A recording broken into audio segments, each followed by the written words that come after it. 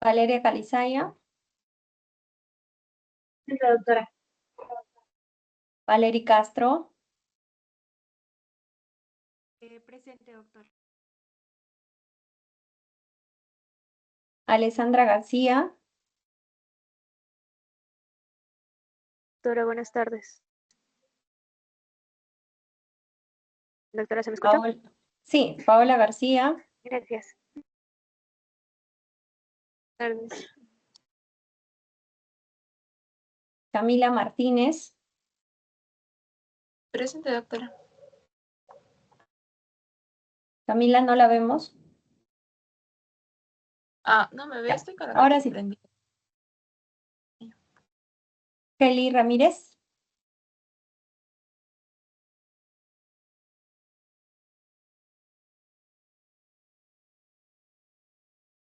Luciana Sotelo, Presente, doctora.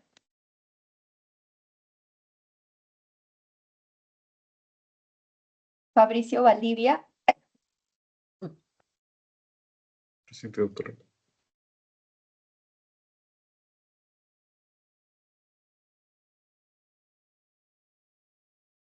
y Joaquín Maqueira. Presente.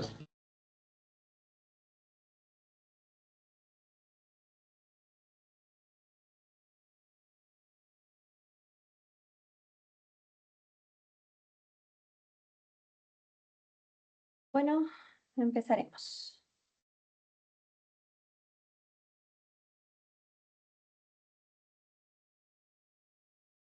Ya saben cómo es la temática.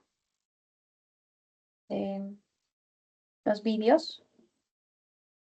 Bien, así que prestamos atención, por favor, para el video motivación de hoy.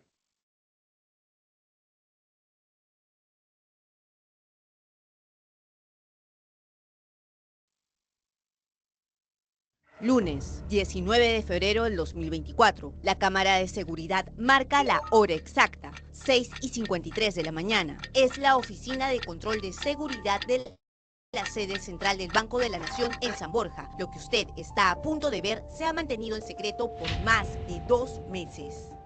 Marcel Héctor del Carpio ingresa a su oficina del sótano 1 del banco. Intenta llamar a alguien, aunque sin suerte. 6 segundos después, se desploma en la mesa. Su compañero de la empresa Prosegur, que brinda seguridad al Banco de la Nación, intenta ayudarlo, le toma la cabeza y parece hablarle. Cuando Marcel reacciona, el hombre llama a un colega de una oficina contigua y toma una radio para pedir ayuda. Se le ve muy nervioso. 2 agentes de seguridad entran en escena. Marcel vuelve a desvanecerse. Ya está totalmente desvanecido, ¿no? Si esta persona no respira y no tiene pulso, en un plazo a 5 a 10 segundos se inicia reanimación. La escena es tensa. El primer trabajador sale de la toma mientras los otros parecen no saber qué hacer. Otro miembro de seguridad coge un botiquín y alista un algodón con alcohol para ayudar al operador de 40 años. Ahora observe al hombre de polo blanco. Se trata de Giancarlo Lazo Salcedo, funcionario del Banco de la Nación y más precisamente supervisor del centro de control. Parece no preocuparle la escena, deja sus cosas y con paciencia hace preguntas. Son las 6:57 de la mañana. Según expertos consultados para esta investigación, la situación de Marcel ya es crítica. No, ella está ya colapsada totalmente. Así, a grosso modo, un paciente que está así pálido, que con esa exposición, está en paro. 6:59. Lazo Salcedo confirma que una cámara está grabando todo. A los 6 que rodean a Marcel, que luce muy pálido y tiene los brazos rígidos, y sobre todo a la falta de reacción según médicos a los que acudimos para intentar entender por qué este hombre terminará muriendo. 7:02 de la mañana, casi 10 minutos han pasado y es recién ahí que Lazo ordena que Marcel del Carpio sea acostado en el suelo. 7:04, alguien por fin trae una camilla, pero nada más. El cuerpo de Marcel seguirá tendido, escuche bien, otros 14 minutos. Desde los 3, 5 minutos que no recibe asistencia, el cerebro empieza a tener daño irreversible. Ya se ha sobrepasado por mucho este límite. Un comunicado del Banco de la Nación revela preocupantes contradicciones con el video en nuestro poder. Señalan primero que el hecho habría ocurrido entre las 6:42 y las 7 de la mañana de aquel día, es decir, que fueron 18 minutos y no los 23 que registró la cámara de seguridad. Segundo, que durante el incidente no hubo ningún trabajador del banco en el lugar. Las imágenes, sin embargo, son indiscutibles. 7:09, 15 minutos han pasado. Un colega de Marcel coge su teléfono y usando su huella lo desbloquea para llamar a un familiar. Lazo Salcedo del Banco de la Nación es quien habla. La situación en el centro de control parece desbordada. En algún momento habrá hasta 11 personas discutiendo alrededor del operador tirado en el suelo. Nadie hará nada. Finalmente, a las 7:18, los compañeros de Marcel lo ponen sobre una camilla y segundos después lo sacan de escena. Desde que la situación empezó, pasaron 23 minutos en los que el trabajador no recibió más que algodón y alcohol. Ningún primer auxilio y menos una brigada de seguridad y salud se hizo presente. Ya con 20 minutos para nosotros, médicos y los que trabajan en emergencias, cuidados intensivos, anestesia, pues ya lo consideramos con muy mal pronóstico. El protagonista de esta historia fue trasladado al Hospital de Salud de Angamos en el auto de un trabajador, según lo confirmó el Banco de la Nación. 7 días después, Marcel del Carpio murió a causa de problemas cerebrales. ¿Qué pasó? Sí, parece que estaba mal, la cabeza le dolía y la llevó de emergencia y no aguantaba y falleció. La familia del fallecido decidió no declarar en esta historia a pesar de conocer la existencia del material que ahora deberá ser investigado para determinar responsabilidades y sobre todo para entender por qué no se habría aplicado a tiempo un protocolo que le hubiera salvado la vida.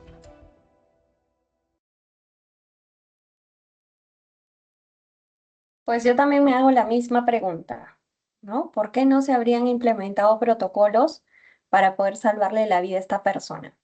Vamos con sus participaciones. Hasta el momento, hasta el día de hoy, nosotros hemos trabajado ya la mayoría de situaciones de emergencia que ustedes pudieran cubrir a través de primeros auxilios como medida inicial. Recordemos que los primeros auxilios son todas las acciones previas a la ayuda especializada que sí o sí se tiene que dar. Hoy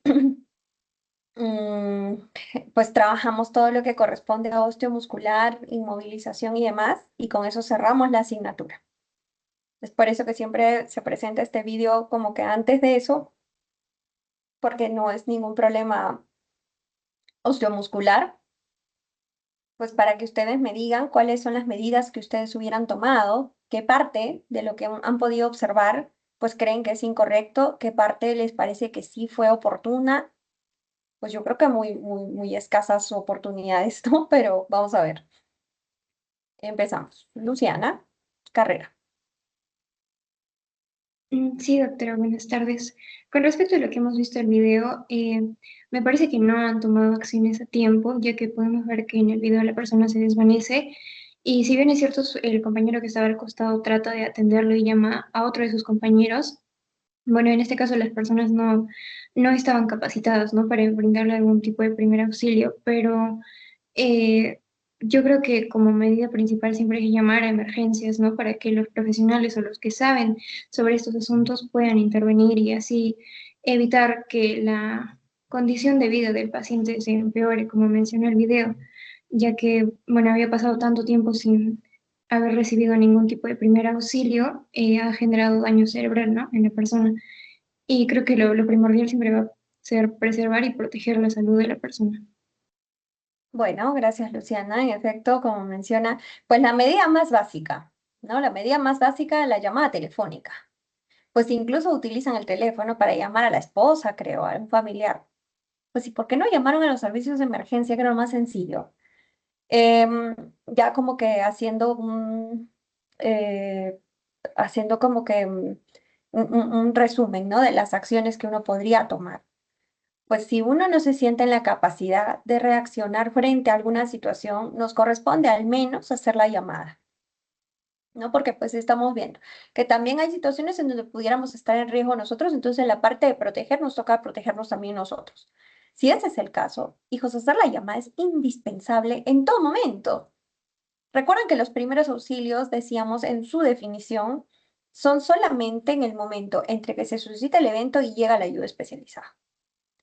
Entonces, pues tenemos para charlar largo de este caso específico, pero menciona a su compañera, la medida más básica e inicial, pues llamar a los servicios de emergencia, que no se hizo.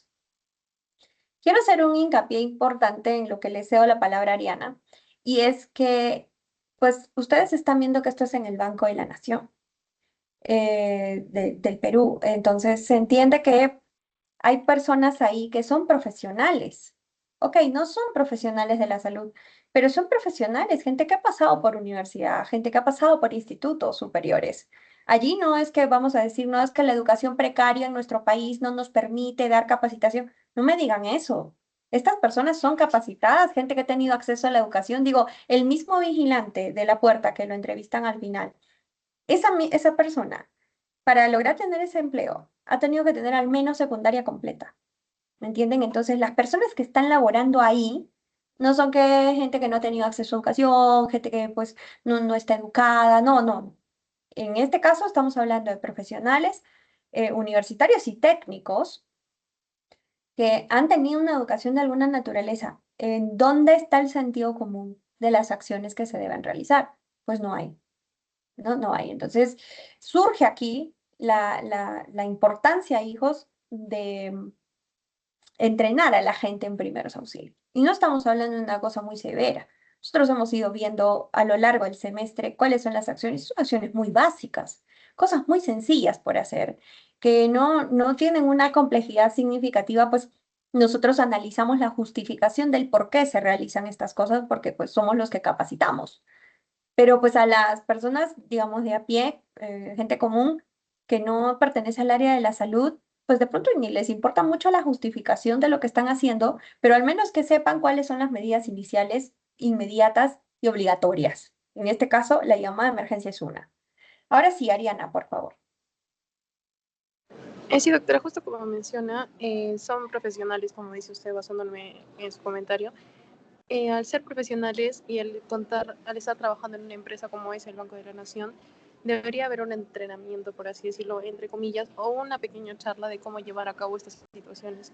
Entonces es justo retrocediendo a nuestra anterior clase de que es la falta de información o la falta de promover los primeros auxilios en esos casos, ¿no? Porque en cualquier empresa, así no sea de un ámbito de salud, se debe tener al menos conocimiento o una brigada, por así decirlo, de personas que puedan ayudar a distintas personas, ¿no? Como lo que hemos aprendido nosotros en reanimación, en convulsiones, entre otras cosas. Muy bien, Ariana, y ustedes ya lo llevaron en la asignatura de seguridad y salud en el trabajo. Por norma del Estado peruano, pues se tiene que tener, de acuerdo a la cantidad de trabajadores, un mínimo de trabajadores de salud, no para que lo atiendan al señor, sino que por norma del Estado peruano, todas las empresas tienen que capacitar todos los años en primeros auxilios, todos los años. Y en una empresa como esta, pues que resulta ser del Estado, no hay.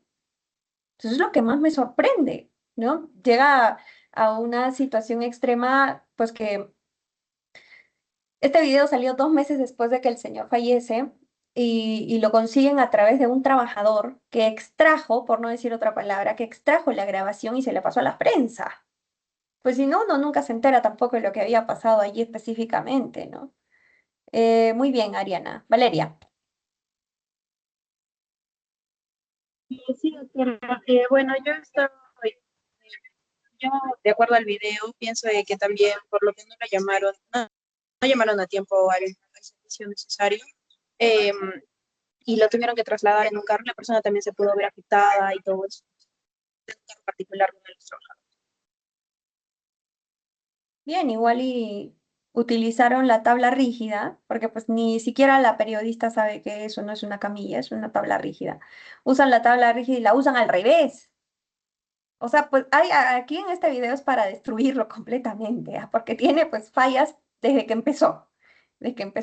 Pero pues en lo que menciona del traslado, incluso hasta la tabla rígida estaba mal usada. O sea, ya el colmo, ¿no? Santiago Mesa. Sí, doctora, ¿me escucha? Sí, adelante. Bueno, doctora, yo me percaté de algo. Bueno, es algo que, bueno, estoy suponiendo por el caso, porque parece que la persona se desvaneció y dejó de respirar. Y yo creo que al compañero se le pasó algo muy importante, que es ver si está respirando o no. Y no se fijó que no está respirando y aún así le dio un algodón con alcohol. Entonces, como que no concuerdo que se pasó ese paso. O sea, como que parece que se saltó ese paso, ¿no? Claro, o sea, parte de lo mínimo que uno hace, pues hasta cuando vemos películas, es que uno se acerca a una víctima, el primero que hace es tomarle el pulso, no el otro va por el algodón con el alcohol.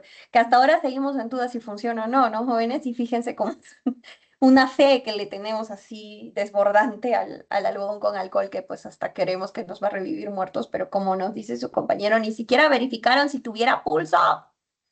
O sea, todo se hizo mal. En este caso, todo mal, todo mal. Ayelen. Sí, doctora. Lo que también, bueno, pude ver en el video fue que, bueno, se tardaron, aparte de que se tardaron bastante en reaccionar o tener algún tipo de apoyo hacia la víctima, fue que o sea, sí hubo, cuando ya vino las personas especializadas, ya pasaron bastante tiempo, entonces yo creo que eso ya y aparte de eso, el, como que el encargado, el supervisor, creo que se demoró bastante en tomar algún tipo de decisión, pues con esta situación no crítica, porque y ni siquiera sabían, como usted dice, ni siquiera sabían cómo usar la tabla rígida ni cómo actuar. Entonces, bueno, opino lo mismo que mi compañera, porque no supieron actuar de una buena forma. Ayelen, más bien tengo aquí una discrepancia con usted y es que no la veo. Tiene que encendernos la cámara, por favor, porque estamos en Ah, clase sí, con cámara. doctora, lo apagué porque no, el video se me notaba un poco. Sí, claro, claro. Ya ahora tiene que encenderlo. Bueno, como nos ha mencionado Ayelen, pues hay un desconocimiento total, ¿no? O sea, es la actitud del supervisor, que es algo que me importa mucho que ustedes determinen como algo incorrecto, que es lo que ha mencionado Ayelen, es que pues se sospecha, ¿no? Porque la periodista lo dice, se sospecha que pues observa la cámara, se da con las, uy, nos están grabando y recién medio que trata de tomar acción, pero y aún así, todo mal. O sea, yo no comprendo en una entidad tan grande como es un banco que no haya una persona que sepa primeros auxilios y que no se les haya ocurrido llamar a la ayuda especializada hace rato, porque pues han visto cómo pasaban los minutos, eran 20, 23 minutos creo que estuvo sin ayuda el señor. Pues y así como, ¿no? ¿Cómo? Muy bien, Ayelen. Daniela. Sí, doctora, bueno, en general creo que ya dijeron bastante, no sé si vergüenza es la palabra, yo creo que incluso que, o sea, las personas, aparte de que no hayan sabido hacer los primeros auxilios, no hayan querido ni siquiera responsabilizarse, porque al final en el documento pusieron que no había nadie, cuando en realidad había un montón de personas, ¿no? Entonces, sí, bueno, por ese lado me parece muy mal y también el hecho de que demoraron demasiado en acostar a la persona, o sea, jamás aflojaron la ropa, jamás hicieron nada de lo que hemos visto, ¿no? Y creo que ya lo mencionaron también, que lo primero que se les ocurrió fue lo del alcohol, cuando también hemos visto en clase que eso, o sea, es más como psicológico, ¿no? De repente para las demás personas y no tanto porque sea de utilidad. Y sí, obviamente lo de llamar a emergencias también muy tarde, muy tarde. Sí, eso creo. Sí, sí, creo que es una indignación que vivimos muchos cuando vimos este reportaje que salió el año pasado. Vean, es el 2024, esto pasó ahorita. Entonces, pues todo estaba mal, reitero, todo. O sea, desde que no habían brigadas, que mencionó su compañera, desde que no tenían un personal de salud, pues yo de pronto puedo ser la enfermera ocupacional y ahí puedo hacerlo remoto, porque es factible. Pero pues yo tengo que hacerme responsable de que al año todos mis trabajadores están capacitados en primeros auxilios al menos una vez al año. O sea, esto ya no estamos diciendo cada vez que ingresan, estamos diciendo una vez al año. O sea, cada año se les tiene que repetir lo mismo y que no sepan protocolo paz, eso a mí me dejó, pero pues en la importancia de brindar esas capacitaciones. Entonces, ¿qué estará pasando? De pronto el personal de salud que está a cargo de la salud ocupacional de ahí, de ese lugar, pues de pronto no hacen las capacitaciones y solo envían para llenar pues algún formulario de que las hicieron. Eso es lo que a mí se me ocurre. Pero pues ya con el tiempo se vio que no había personal ni siquiera. Y es una entidad del Estado que incumple la ley. Entonces es una cosa ya extrema. Brigitte, Sí, doctora, obviamente, bueno, ya comentaron mis compañeros, pero era una muerte evitable. Si las personas hubiesen estado capacitadas, nadie hubiese fallecido por obvias razones. Y yo creo también que habían, bueno, múltiples testigos y quizás alguien pensaba que el otro lo iba a hacer, ¿no? Alguien más va a llamar a emergencias o alguien ya llamó a emergencias. Eso creo que puede suceder en general. Y otra cosa es que yo creo que es importante que el Estado regule y que realmente se ponga una pena a las personas que no cumplen estos casos, porque lo que pasa es que usualmente simplemente se van, no pasa nada, nadie es responsable, nadie siente responsabilidad, nadie siente la sensación de tengo que hacer esto, porque no pasa nada, ¿no? Y esa es mi opinión, doctora. en efecto, pero no pasa nada. De hecho, esto es homicidio imprudencial.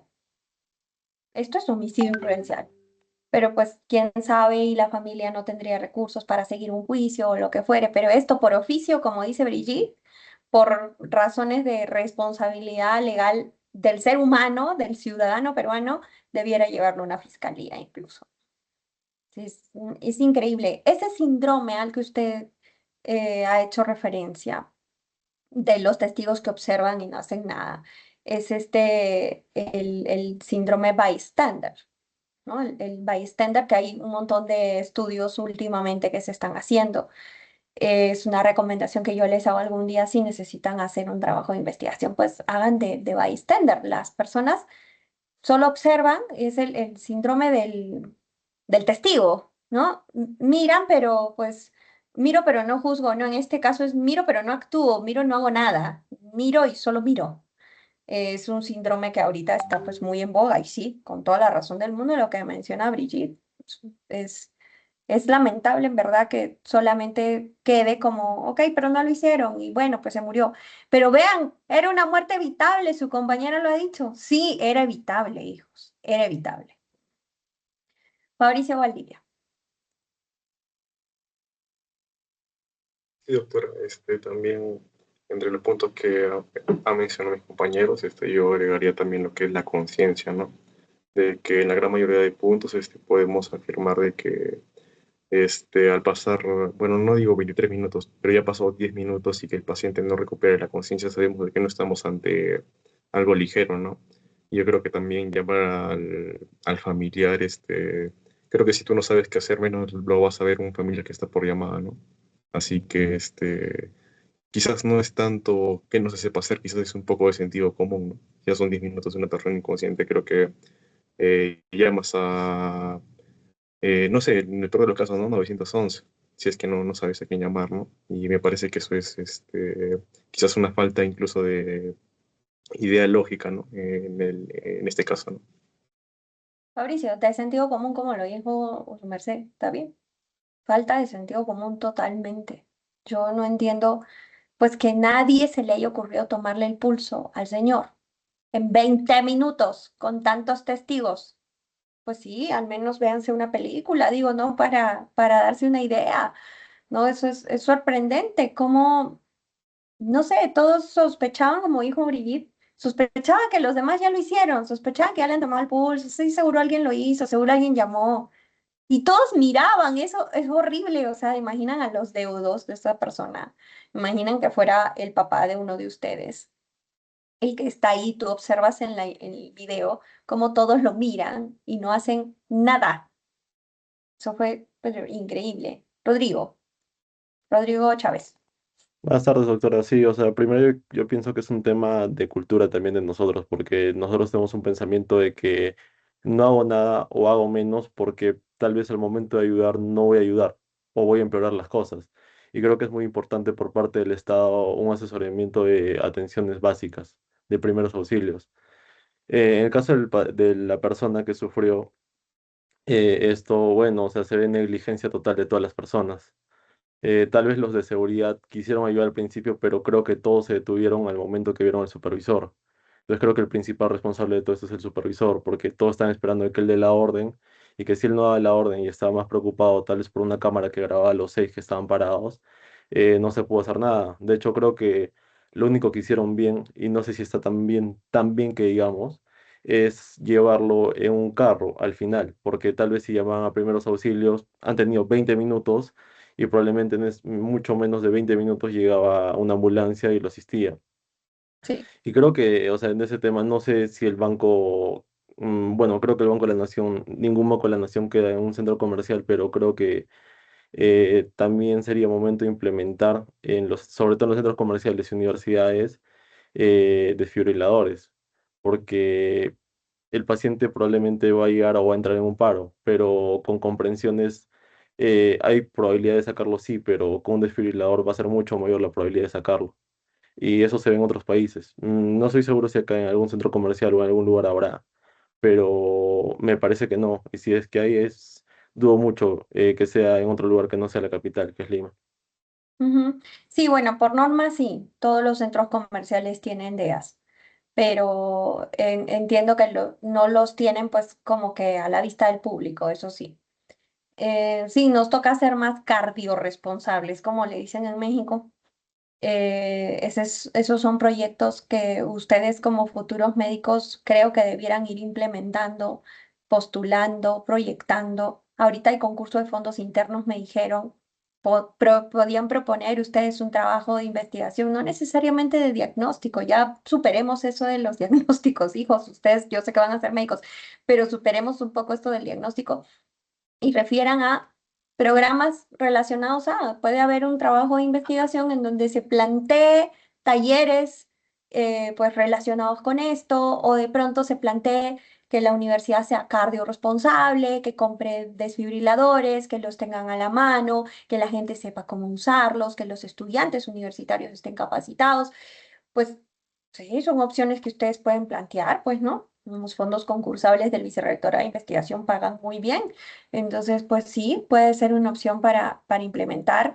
Y eso es muy importante porque, les reitero, la cardiorresponsabilidad no está a todo flote en el país, ¿eh? Como dice Rodrigo, este caso era es un banco que es como, pues, ¿qué le digo? Como el que tenemos en Pierola, en Arequipa, ¿no? O sea, es un banco solo es el banco, pero pues, y ¿cuánto quiere que sea idea? Pero que no saben usar, es que ni siquiera sabían el protocolo PAS. O sea, ya con eso ya al extremo, pues, estoy segura que tenían el DEA, estoy segura. Pero, ¿y quién lo usa? ¿Y quién no vino el que lo usa? No, pues la cosa es que estén capacitados todos, como dice Rodrigo, muy bien. Y Valerie, con usted cierro. Sí, doctora, buenas tardes. Bueno, doctora, creo que en este caso falta algo importante y creo que es realizar una correcta evaluación inicial en una emergencia y que debemos saber identificar si es que el paciente está consciente, si es que respira y si tiene pulso. Y en caso de que no haya signos vitales, se inicia obviamente una RCP. Pero en este caso, doctora, creo que algo de los errores que llama la atención es que no se haya utilizado una evaluación básica y que solamente se haya usado alcohol y algodón, lo cual era obviamente que no iba a tener ningún efecto clínico.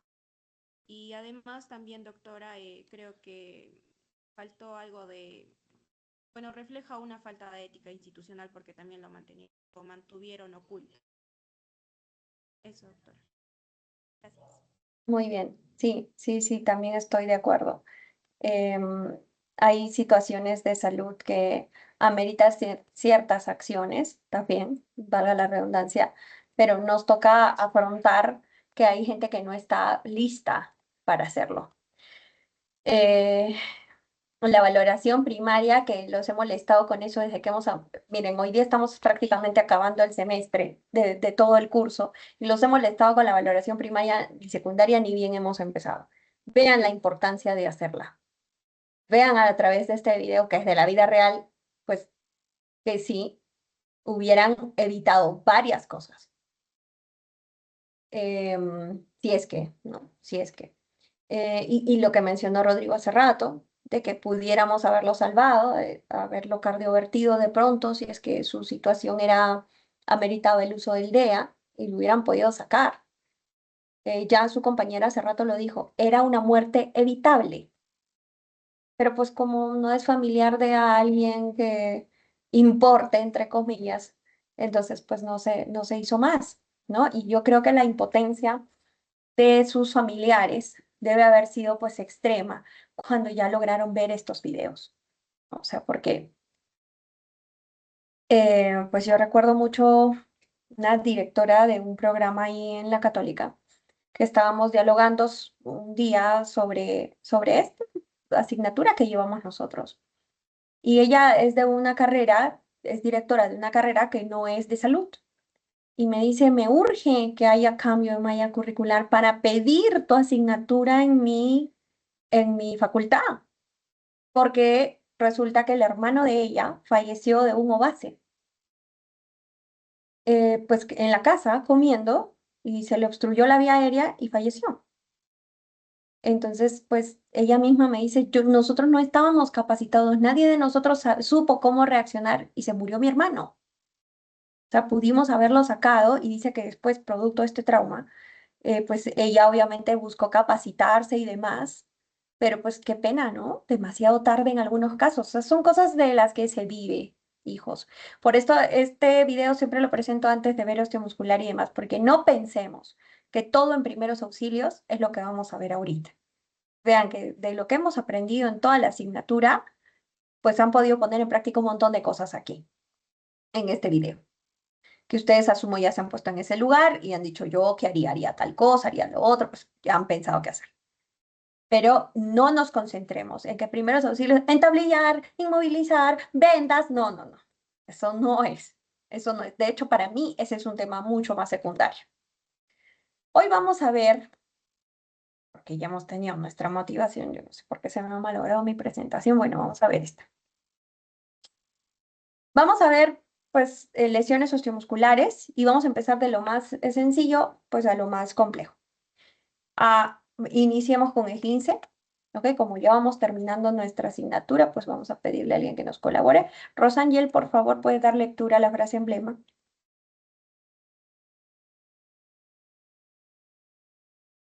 Sí, doctora. In scientia et fide est fortitudo nostra. En la ciencia y en la fe está nuestra fortaleza. Muy bien. Nunca se olviden esto, es de lo que vivimos ahí, en la Católica. Veamos, esguince.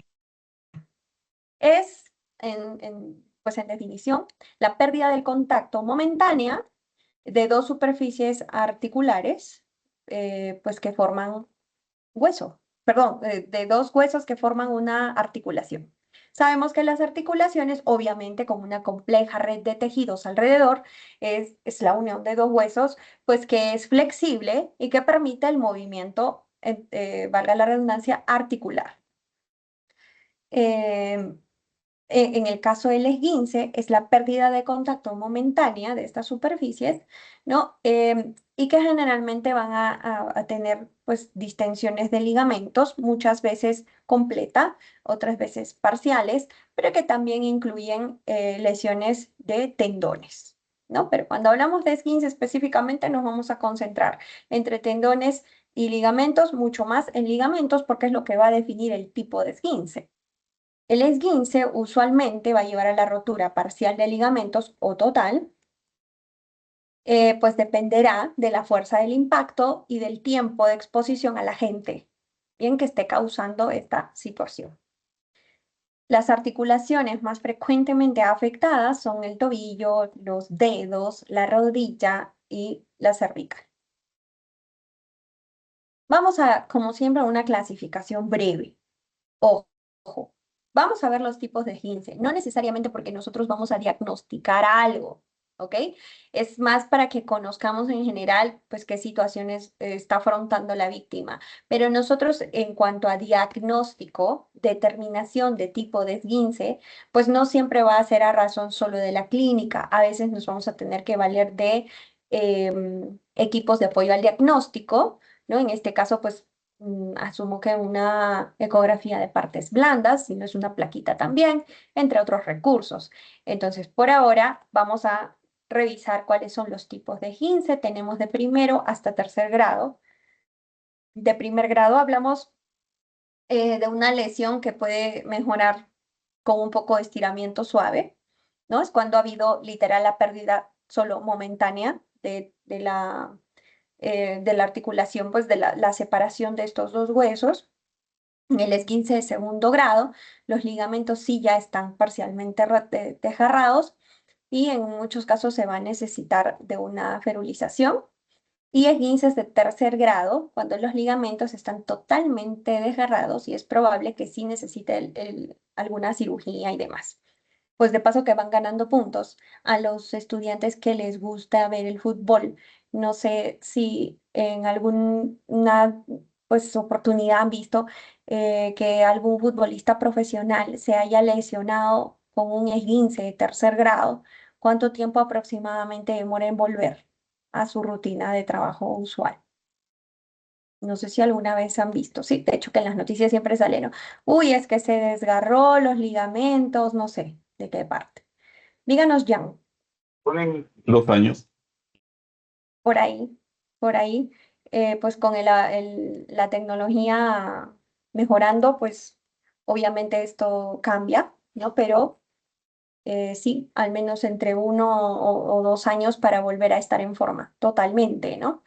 Em, No es una cosa tan sencilla en realidad cuando hablamos de esguince, pero digamos que no tiene un compromiso óseo que nos pueda decir que es algo más grave, ¿sí? Pero sí es una situación que vean en los grados, a veces amerita hasta operaciones, ¿no?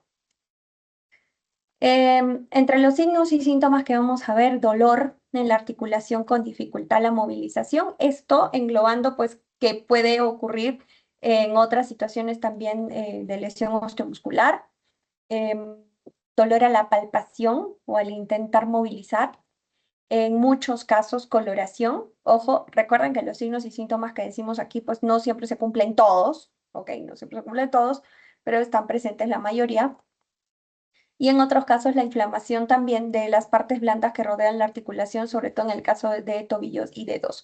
Fíjense en la imagen que está allí, nosotros podemos observar, este es un esguince de segundo grado, pero estamos viendo que tiene coloración. A veces los esguinces no tienen esta coloración, pero en este caso pues ha sido bastante violento por lo visto, que pueden observar que no vemos el tobillo.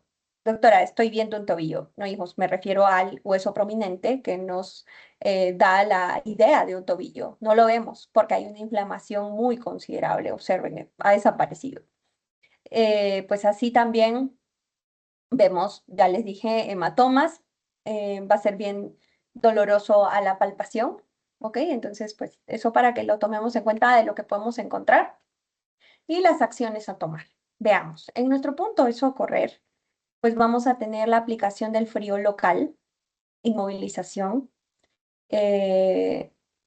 pues de pronto elevando la extremidad, ¿no? Para que pueda ayudar un poco con la inflamación. Hasta el momento nosotros habíamos visto que el hielo era realmente peligroso, ¿se acuerdan? Bueno, ahora mencionarles que en estos casos nosotros utilizamos hielo. Creo que es una de las acciones más responsables que pudiéramos realizar en estos casos.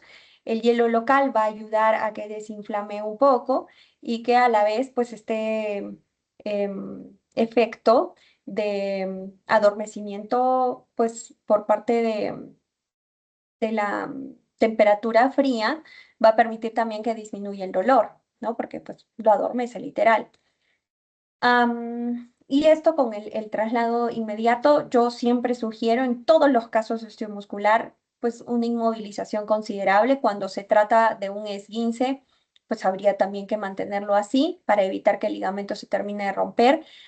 Un punto adicional, si es en el caso de los pies, pues para nada, hijos, para nada vaya a pisar, ¿no? Con el peso de su cuerpo sobre ese pie, porque pues es muy probable que genere alguna lesión más grave de la que ya tiene. Más allá de eso, pues el hielo local es algo que recomendaría como primer auxilio. Hay muchas de las acciones, y esto se los he repetido muchas veces, ya lo sé, pero hay muchas de las acciones que recomendamos aquí a través de la asignatura que yo entiendo que para ustedes puede ser muy básica, pero recuerden que estamos en primeros auxilios, que ustedes se están capacitando para capacitar a otras personas. Entonces nos toca tomar responsabilidad. Vieran en el video qué es lo que pasa cuando no se capacita a la gente. Simple en esguinces. Vámonos a luxaciones. Ok, acá la cosa ya se va agravando. Bueno. Se llama luxación a la salida de su sitio de uno de los extremos de un hueso que forma la articulación. Ha habido alguna situación en la que la articulación, pues ya no es más una articulación. En el caso del esguince, decíamos, hay una pérdida momentánea. En el caso de la luxación, ya el cuerpo óseo, uno de los cuerpos óseos que es parte de la articulación, se ha movido de su lugar. Bien, se movió de su lugar. Si la separación es total, la luxación es completa. Cuando la separación es parcial, le decimos subluxación. Pues esto para conocimiento general, no es que nosotros vamos a dar un diagnóstico, recuerden, pues para que sepamos, no pues que existe ambos casos. Cuando se fuerza el movimiento de una articulación, se produce un esguince, ¿no? Esto es importante de mencionar, que es primero el huevo o la gallina. En este caso, lo primero es el esguince. Siempre un esguince va a preceder una luxación. Doctora, si yo tengo un pacientito, una víctima que tiene una luxación, usted ya tiene que pensar que esa persona antes de eso ha tenido un esguince. O sea, doctora, ¿puede haber rotura de ligamentos en una luxación? En efecto, sí puede haber. ¿Se puede presentar en todos los casos? No. ¿Ok? No en todos los casos, pero siempre hay un esguince previo, aunque sea de primer grado. A ver, digamos que yo pues estoy en una zona peligrosa, bueno, X, me asaltan, ¿ok? Me asaltan y empiezan a golpearme. Entonces agarran no sé, un palo, ¿no? Un estilo bat de béisbol y me dan en el hombro, ¿no? Y me golpean una vez, de 15, no sé, primer grado. Me golpean de nuevo de segundo. Me golpean de nuevo de tercero. No siempre es esa evolución, pero pues a más contacto con el agente, la situación se va perjudicando más y muy posiblemente salte yo de una subluxación a una luxación completa. Si es que, por ejemplo, es un accidente automovilístico, de inmediato se puede presentar la luxación, sí. ¿Por qué? No es por el tiempo de exposición, sino por la fuerza con la que se ha ejercido el proceso traumático y que ha saltado inmediatamente a una luxación. Ah, entonces ahí no hay esguince. No, dijo, siempre hay esguince. Siempre hay esguince previo a la luxación. O sea, doctora, siempre en las luxaciones hay lesión de tendones y ligamentos, sí. No necesariamente se han tenido que romper, pero sí, siempre hay. Las más frecuentes son las del codo, cadera, hombros, bla, bla, bla. Aquí les presento una imagen que me pareció interesante de mencionar. Es algo que ustedes cuando hagan capacitación de primeros auxilios siempre se lo recuerden a las madres de familia, sobre todo que tienen niños pequeños.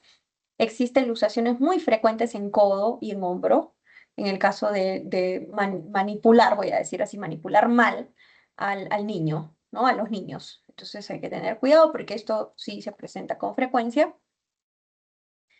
Vamos a ver qué signos y síntomas vamos a encontrar. Pues aquí vemos la deformidad de la articulación. Pues obviamente habría que tomarnos un tiempo para comparar, ¿no? Para comparar las extremidades. Pues creo que es evidente la deformidad, pues aquí se ha quedado dibujado, yo por eso decía que se malogró mi presentación, Dios mío, y no me lo permite borrar, me voy a morir. Bueno, a ver. La deformidad, pues que ustedes pueden observar, ¿no? En este caso estamos viendo que aquí está en punta y aquí está anatómicamente bien. Dolor intenso, obviamente, desviación del eje normal del miembro, pues sí, porque si el eje era así y ahora lo vemos, ya no es de 90, es ahora, o ya no es de 45, ahora es de 25, ¿no? Alargamiento, acortamiento de la articulación, si queremos, por ejemplo, pedirle a la persona que estire los dos brazos, si fuera en el hombro, vamos a poner este ejemplo, obviamente uno va a tenerlo más corto que el otro, ¿no? De todas maneras, porque pues hay o de pronto más largo que el otro, pues porque la articulación se ha movido, ¿no? Y uno de los huesos pues está sumido hacia atrás o está pues el otro está de pronto más abajo, entonces el hombro ya no tiene forma de hombro, Esto coloquialmente conocido como dislocación, ¿no? Y dicen, ay, es que se dislocó el hombro, se dislocó la rodilla, se dislocó el codo. Bueno, no se dislocó nada, ¿ya? Se luxó o se subluxó, pues ya nosotros utilizamos este término, yo les recomiendo que ya lo utilicemos, ¿no? Es una luxación. Ah, se luxó no sé, el tobillo. Ah, pues ya entiendo que es una luxación, ¿no? La dislocación, pues es un término que sí existe, no voy a decir que no, pero que nosotros como término técnico preferimos la luxación. Vamos a ver qué acciones vamos a tomar. Básicamente la inmovilización. Bien, cuando se trata de luxaciones, la recomendación inmediata en primeros auxilios, y que es bien sencilla, es la inmovilización. Tenemos que gestionar nosotros nuestra creatividad para poder inmovilizar de forma adecuada. ¿Cuál es el problema aquí? Me voy a adelantar un poco, porque esto normalmente lo explico ya cuando vemos fracturas, que es lo que vamos a ver ahorita. Pero me adelanto un poco. ¿Qué es lo que pasa? Que en los talleres de primeros auxilios, los talleres de inmovilización o lo que sea, practicamos a inmovilizar, ¿verdad? Ustedes deben haberlo practicado alguna vez en el colegio, qué sé yo. La cuestión es que, bueno, la inmovilización se hace ¿con qué? Con brazos, hombros, etcétera, que están bien, sanos. Entonces, ¿qué sucedía? Las personas practicaban inmovilizar, por decir, no sé, un codo, ¿no? Un codo que está luxado, o sea, que en vez de tener el codo hacia el codo derecho, hacia la derecha, lo tienen hacia adentro, ¿no? O sea, que sea doblado hacia adentro. Eso es una luxación.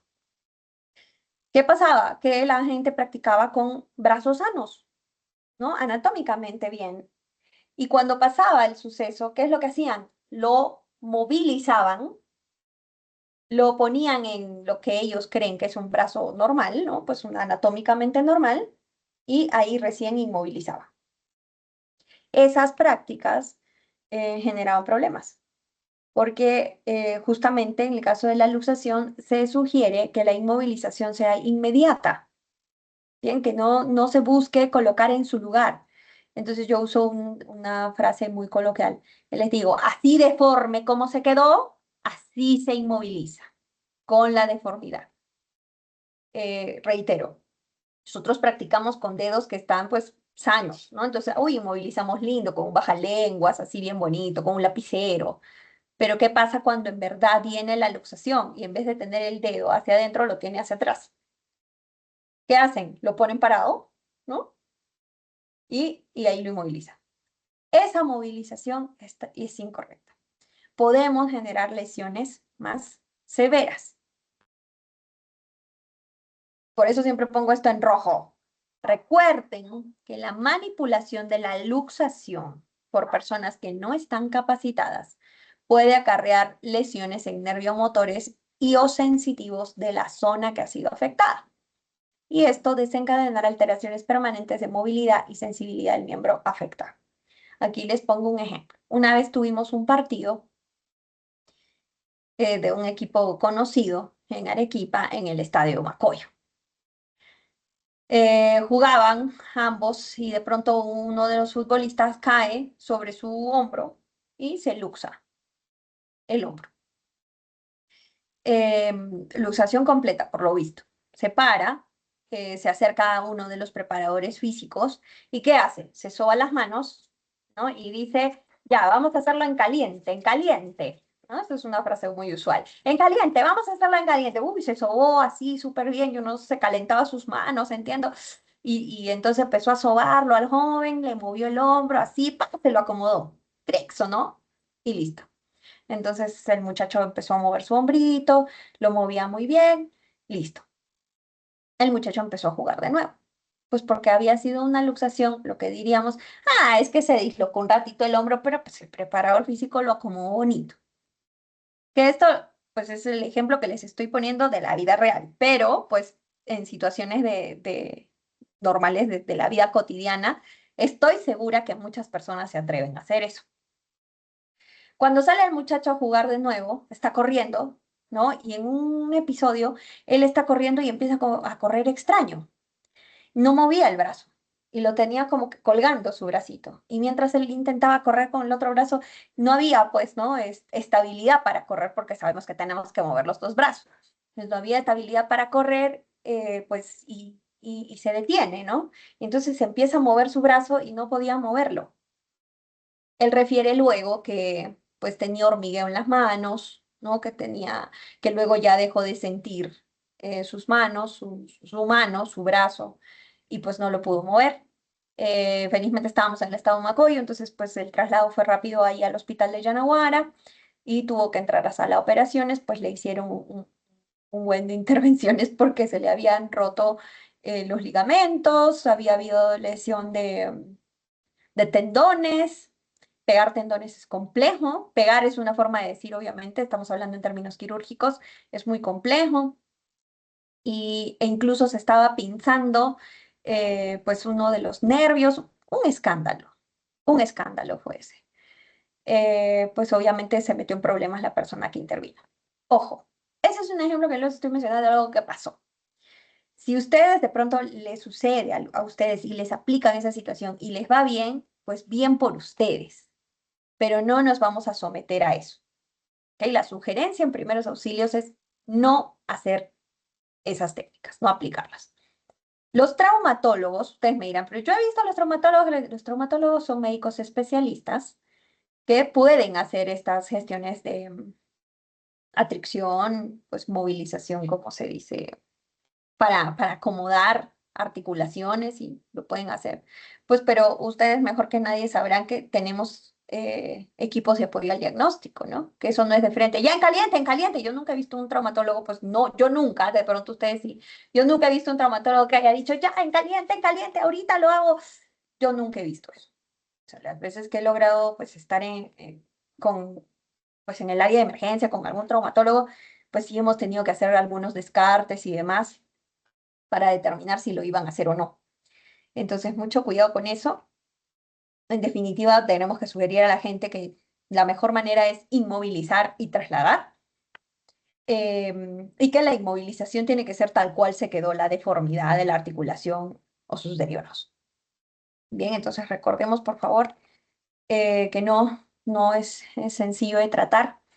Las lesiones sociomusculares, pues, van a involucrar otras cosas aparte de los huesos.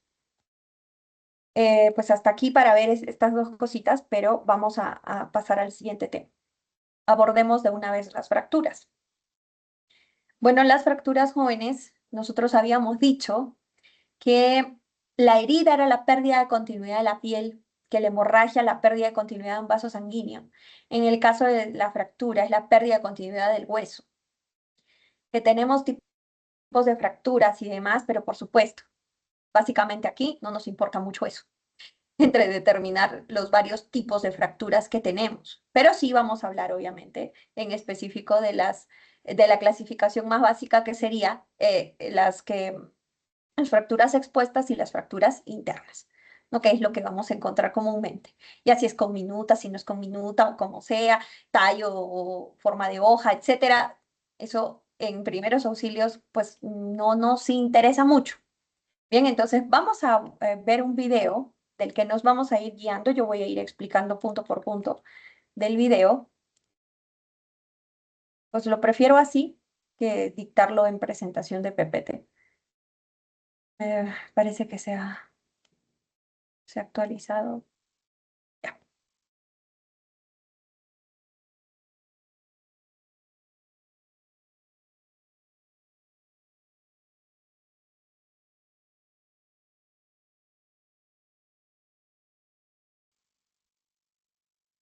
Pues ya demasiado.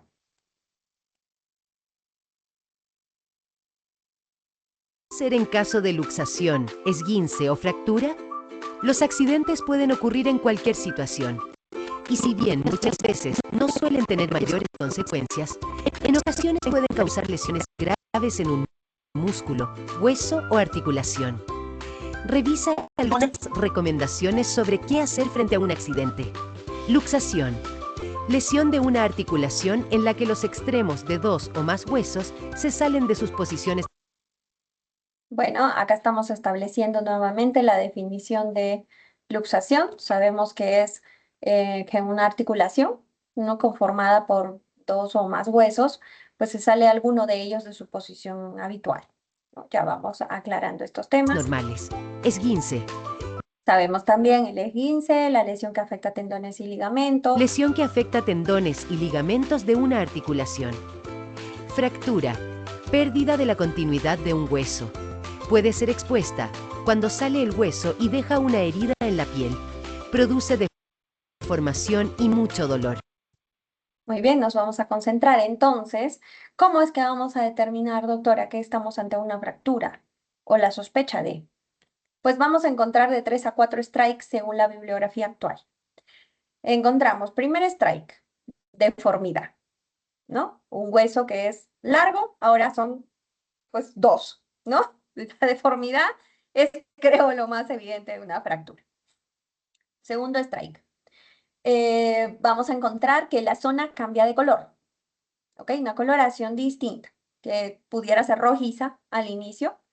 Cuando nosotros la encontramos en primeros auxilios, muy probablemente vemos que está roja esa zona y el resto no. 3, temperatura de la zona. La zona está más caliente que el resto del cuerpo. 4, ok, ya vimos deformidad. El dolor evidente. Recuerdo mucho que una vez llegó una señorita que al área de emergencia y decía, ay, no, yo creo que me he fracturado, en serio, creo que me he fracturado porque me duele horrible, o sea, me duele horrible, así como les estoy diciendo, nos decía, o sea, me duele horrible, yo me he fracturado, estoy segura que me he fracturado algo porque me duele. Entonces, recuerdo mucho que un traumatólogo que trabajaba conmigo ahí, bueno, que le tocó ese día, salió y dijo, sí, te duele mucho, por eso está fracturado, mira tú. Pues uno de los signos más videntes de una fractura, hijos, es el dolor. Hay un dolor muy intenso, o sea, alguien que le diga, no, sí, la verdad sí me duele, la verdad sí me duele mucho. No creo que esté sufriendo una fractura, ¿no? Eso es para desesperarse tremendamente. El dolor es impresionante en el caso de la fractura, entonces sí, podemos llevarnos por ese lado. No, pero hay gente que tiene el umbral del dolor muy corto, doctora, y pues se ponen así, que exageran. Sí, también. ¿Ok? Pero pues uno de los, digamos, signos que nos van a demostrar que estamos ante una fractura, pues es el dolor. La deformidad de la zona, la coloración de la zona y la temperatura de la zona. Bien, eso es lo que nos va a dar una idea de que estamos ante una fractura. Sigamos. Recomendaciones. Si sospechas de una lesión grave en un músculo, hueso o articulación, inmoviliza la parte lesionada. Puede haber una herida, cambio de coloración en la piel, sangramiento o deformidad. Muy bien, entonces pues si tenemos casos de que se presenta una herida, yo creo que ya les he mencionado esto antes, yo las veces que he podido ver fracturas expuestas han sido de tibia y peroné. Pues sí, supongo que pues el traumatismo tiene que haber sido muy grave para que rompa la tibia, ¿no? Pero bueno. Cuando tenemos fracturas expuestas, entonces va a generar obviamente una herida por donde ustedes ven el hueso clarísimo, ¿no?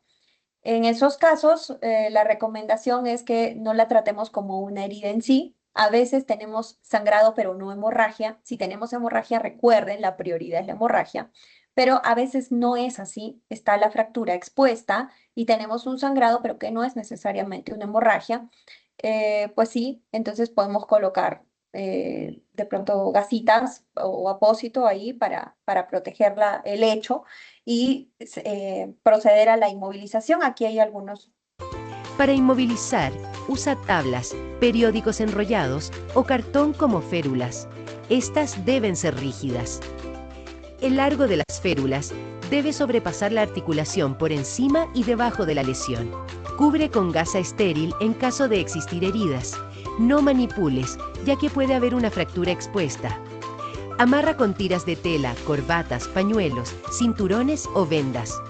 Usa tela o venda suave para poner entre el miembro fracturado y la férula.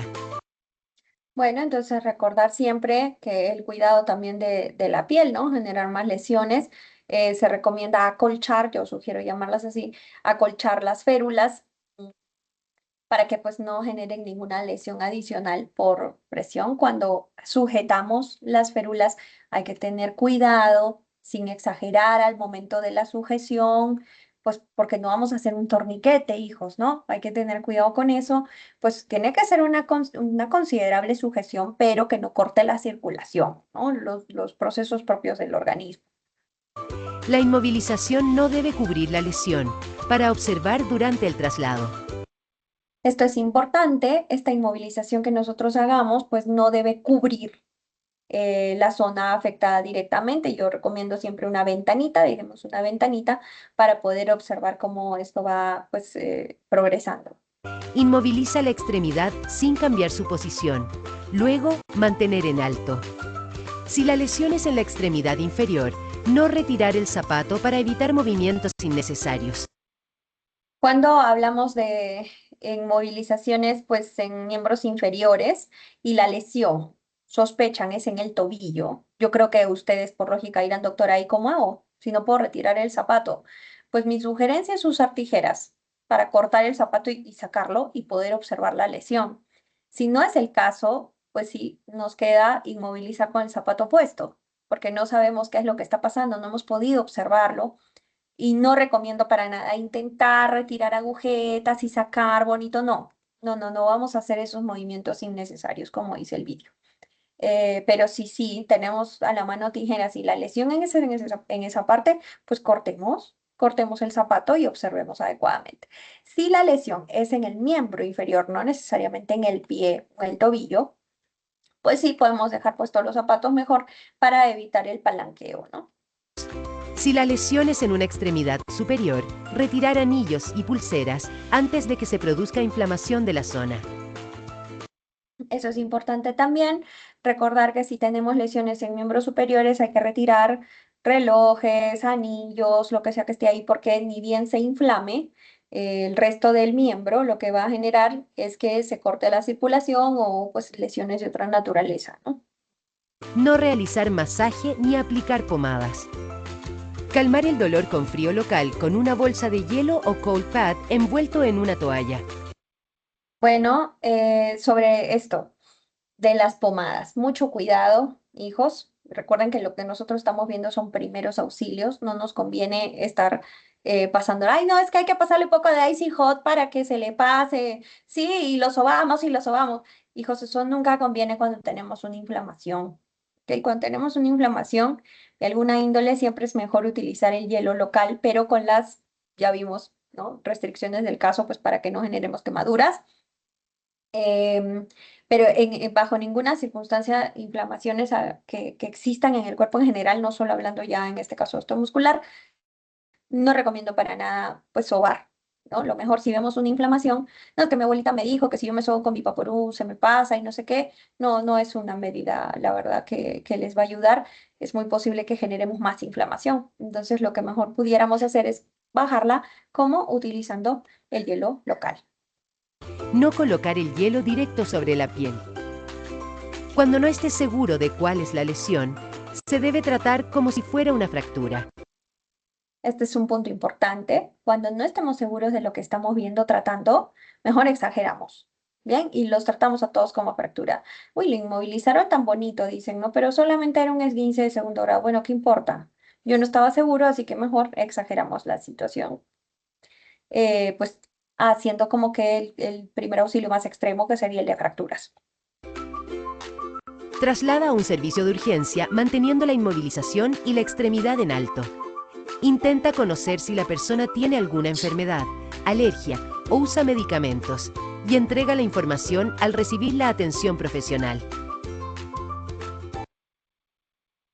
Bueno, entonces, pues, y llamar a los servicios de emergencia y demás, eso ya sabemos que es lo que tenemos que hacer. Cuando tenemos fracturas, pues la persona suele quejarse mucho de dolor y demás, entonces nos toca actuar pronto, pero esto no quiere decir que nos vamos a saltar las partes del protocolo, ¿no? El protocolo PAS tiene una estandarización que nosotros ya la conocemos y sabemos manejarla muy bien, nos toca cumplir eso. No nos alteremos cuando la gente nos empiece a solicitar que hagamos más cosas, pues doctora, y si estamos en la calle y no tengo hielo, hijo, suspendan lo del hielo, eleven la extremidad, inmovilicen como puedan. Si no se puede, pues no lo muevan y esperemos a la ayuda especializada. Creo que ya en el transcurrir de toda esta asignatura, pues ya ustedes han visto que hay situaciones que uno puede decir, ay, no, qué cómoda la doctora. No, pues si no hace nada, solamente lo observa, lo acompaña. Bueno, a veces nos toca porque no contamos con lo necesario para tener que hacerlo, ¿sí? Porque pues no tenemos el material para hacerlo. Vigilaré en todo caso que no mueva la articulación o no mueva el brazo o la pierna o la parte que está fracturada, ¿no? Para evitar que se susciten pues, situaciones que vayan a complicar el propio cuadro que está viviendo la víctima. Bien, continuamos.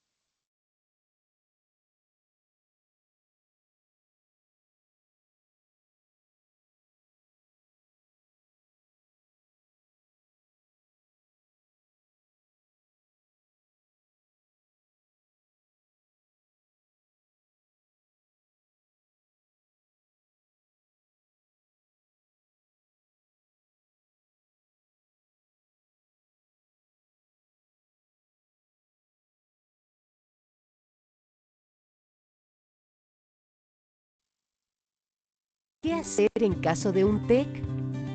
Los accidentes pueden ocurrir en cualquier situación, y si bien muchas veces no suelen tener mayores consecuencias, en ocasiones pueden causar lesiones graves. Revisa algunas recomendaciones sobre qué hacer frente a una caída. El traumatismo encefalocraniano es un golpe en la cabeza con pérdida de conciencia. Si la persona está inconsciente y no responde, verifica su respiración e inicia maniobras de reanimación cardiopulmonar, RCP. Si respira con normalidad, no lo muevas. Puede tener una lesión grave en la columna cervical. No lo dejes solo. Pide a otra persona que llame una ambulancia.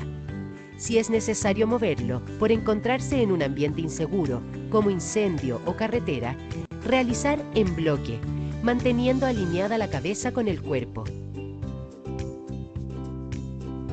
Se necesitan al menos 2 personas. Mientras una o dos mueven el cuerpo, el otro debe preocuparse de sostener la cabeza con las 2 manos. Colocar a la persona sobre una superficie dura para el traslado. Si presenta vómitos, movilizar en bloque para ponerlo de lado, siempre afirmando la cabeza y cuello. Si se producen convulsiones, no intentar poner nada en la boca. Alejar objetos con los cuales el accidentado se podría golpear. ¿Qué hacer si recupera la conciencia? Colocar de lado en posición de reposo lentamente y en bloque. Si sospecha lesión cervical, no movilice y permanezca atento a su lado. Evita que se levante. Si se agita, tranquilizar y sostener en forma suave. Siempre trasladar a un servicio de urgencia, aunque la pérdida de conciencia sea leve. Intenta conocer si la persona tiene alguna enfermedad, alergia o usa medicamentos y entrega la información al recibir la atención profesional. Clínica Alemana. Bueno, entonces aquí hemos visto algunas acciones que pudiéramos hacer cuando tengamos un caso de un TEC. Igual hay recomendaciones que vamos a ir haciendo.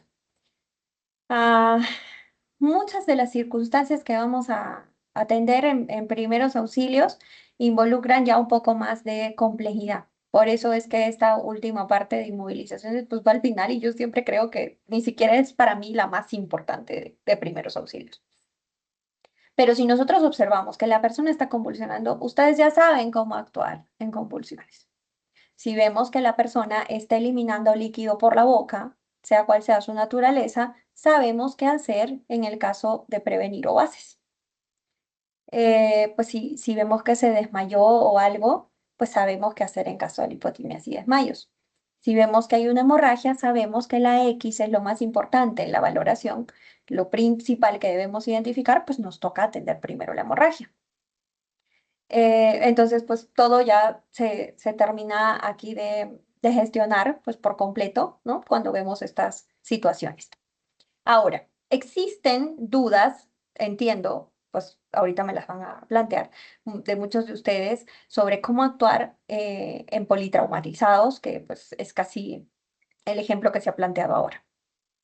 Hay una parte en donde dice, si sospecha una lesión cervical, mejor no moverlo. ¿Cómo sospecharíamos de una lesión cervical? Pues para el descarte de la misma, si la persona está consciente, enhorabuena, pudiéramos comprobarlo o confirmarlo a través de solicitudes que nosotros hagamos. Pudiéramos hablar con la víctima y decirle, ¿puedes mover tus pies? Mueve tu pie derecho, mueve tu pie izquierdo. ¿Te duele? ¿Dónde te duele? ¿Puedes mover tus brazos? Sí, tus manos, mueve tus dedos, ¿no? Ir viendo cómo, si es que los puede movilizar para tratar de hacer como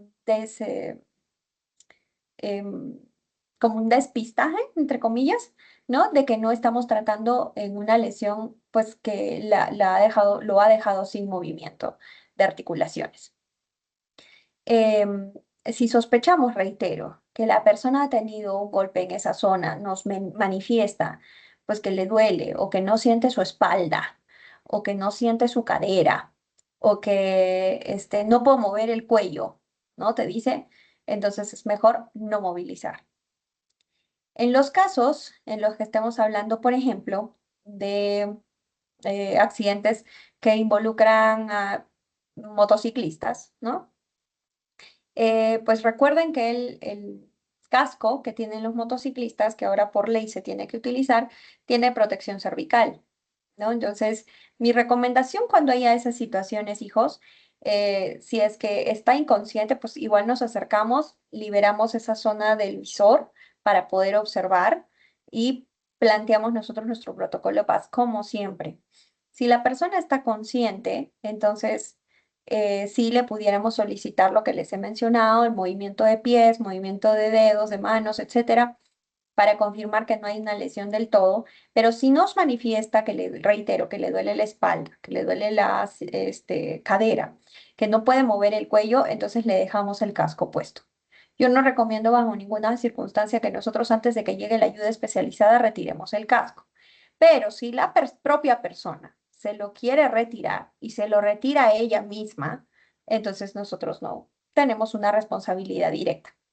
Eso lo aprendí de unos policías una vez, que pues estábamos en un lugar y justo llegó la policía, pues porque para atender a una persona que tenía esta situación y la sugerencia de ellos fue, "Bueno, amigo, pues ¿estás bien? ¿Te quieres retirar el casco?" Y el chico decía, no, sí, sí quiero retirarme el casco, ¿lo puedes hacer tú solo? Y dijo, sí, pues ya. Y se lo retiró él mismo, ¿no? El casco. Bueno, si es el caso, buenísimo. Si no, jóvenes, mejor no retiramos el casco, lo dejamos hasta que llegue la ayuda especializada. Mucho cuidado, si la situación es más grave y el casco se ha visto pulverizado, pues eso sería una cosa muy, muy particular. Pues los cascos son bastante resistentes y muy, muy buenos protegiendo la cabeza de las personas, pero si es que estuviera deshecho, pues sí, intentaríamos buscar la manera de liberar la vía aérea y de no movilizar el resto del cuerpo. Para terminar ahora sí, antes de que empiecen sus preguntas, vamos a ver un último video para ir hablando un poquito de esto.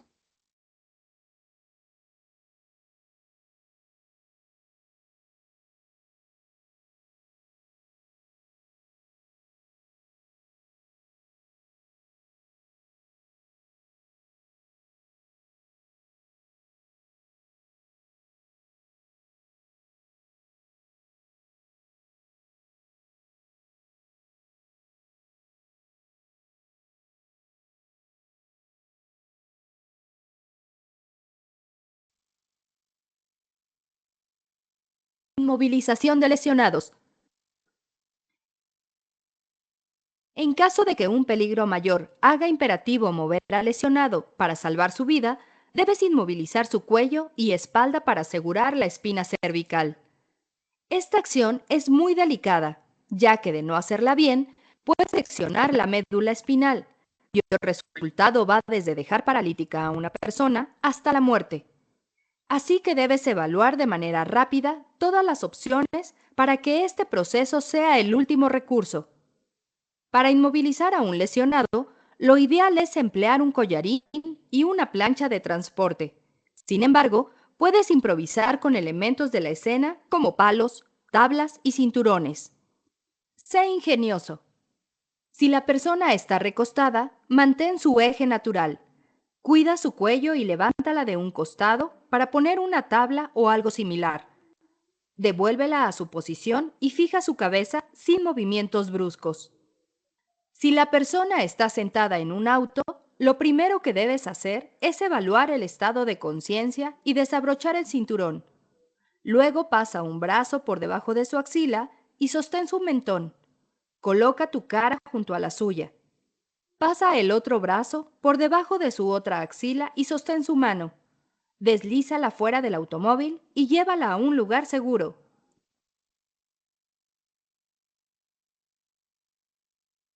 Bueno, aquí también hemos podido ver algunas técnicas. Hay una parte que me gustaría que revisemos de nuevo. La de un costado para poner una tabla. Y como ven, colocan la tabla desde abajo, ¿no? Eso pues no es el caso. Si necesitamos lateralizar en bloque a alguien y tenemos una tabla para trasladarlo, pues la tabla la pegamos a la espalda de la víctima que está casi cerca a nosotros y recién la lateralizamos, pues colocamos, digamos, en posición adecuada la tabla. No, pues de nada serviría lateralizar y que por abajo intente meter la tabla, ¿no? Eso no tiene mucho sentido. Bien, eso para que lo tomen en cuenta si es que. Si no, pues también está el movimiento en bloque. Eso es, yo coincido con los vídeos en que es en situaciones extremas, cuando en verdad está en verdadero peligro la víctima y no se puede quedar en donde está. Entonces nos toca moverlo en bloque, pero siempre alguien debe ir sosteniendo la cabeza para poder trasladarlo y la otra persona o las otras personas se encarguen de la movilización en bloque. Pues nada, felizmente nos quedan minutos. Si pudieran, por favor, hacer todas las preguntas que tuvieran al respecto. Pues porque siempre quedan dudas con inmovilizaciones y demás.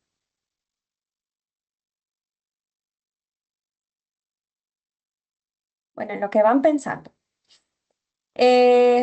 Nosotros tenemos nuestra última clase el día miércoles.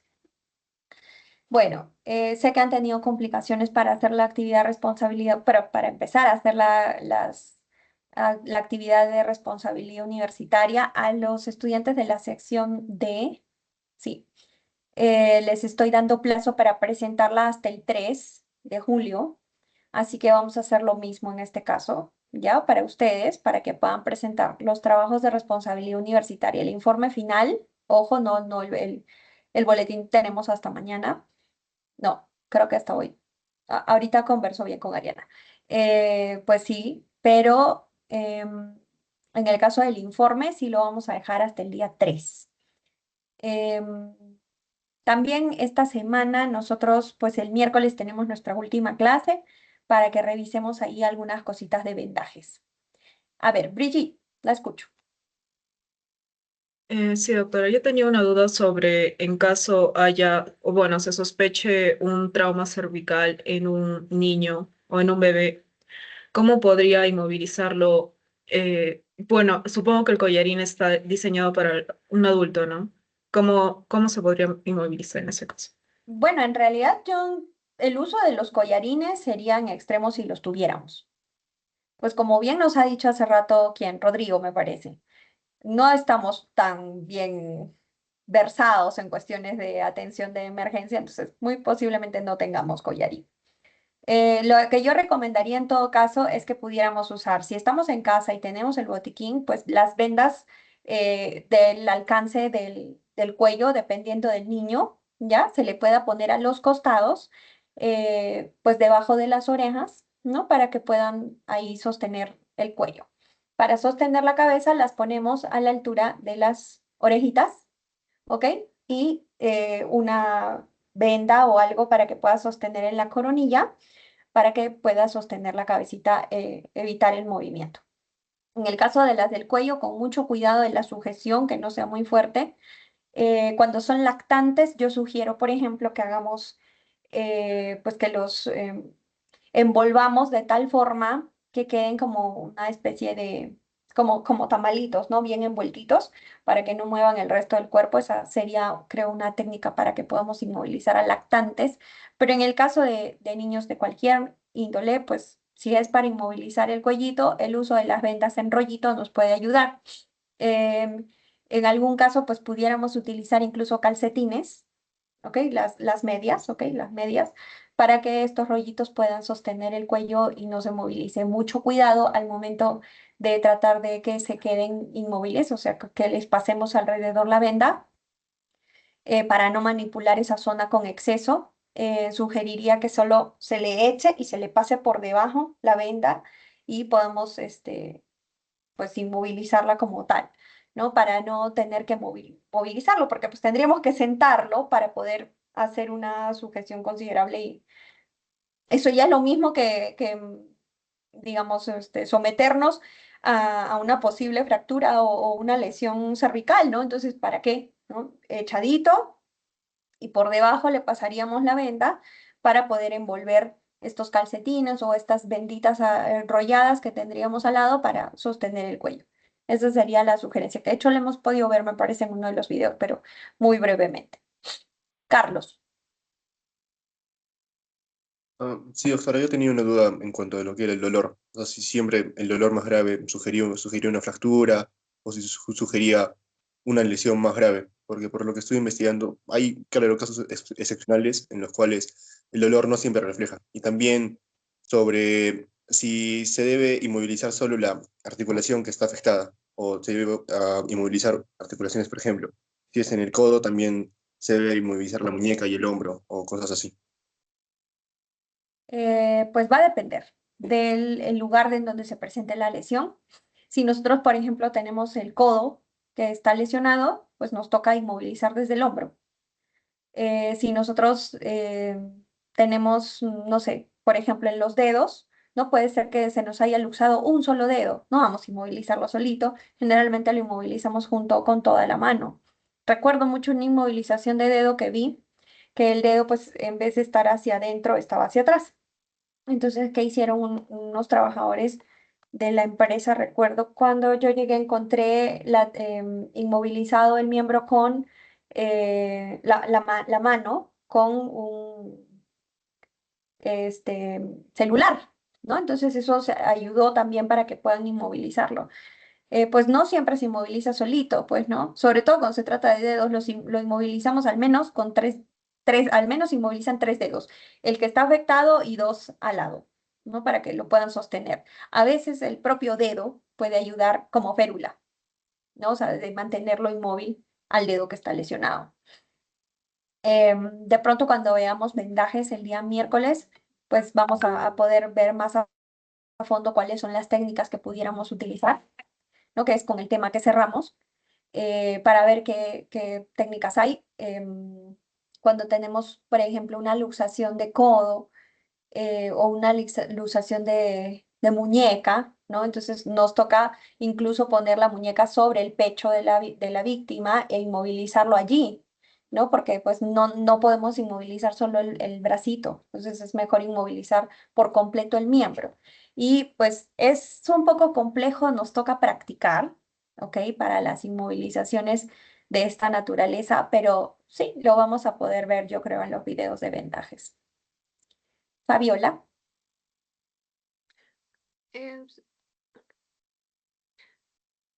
Bueno, en el Bueno, caso en de el caso que de que una persona persona tenga tenga un problema en la cabeza, o sea, recibe un golpe, y en caso de y que en esta caso de que esta persona persona tenga sueño, se quiera dormir, ¿se debe de mantenerla despierta o la dejamos descansar? Sí, como hemos visto ya en alguna oportunidad, pues no, nunca es bueno que se nos duerma la víctima, ¿no?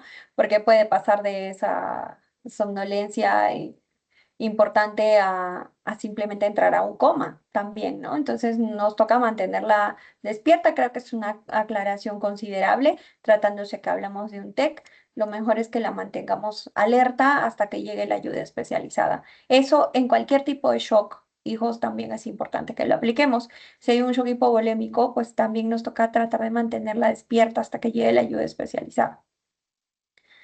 Daniela. Sí, doctora.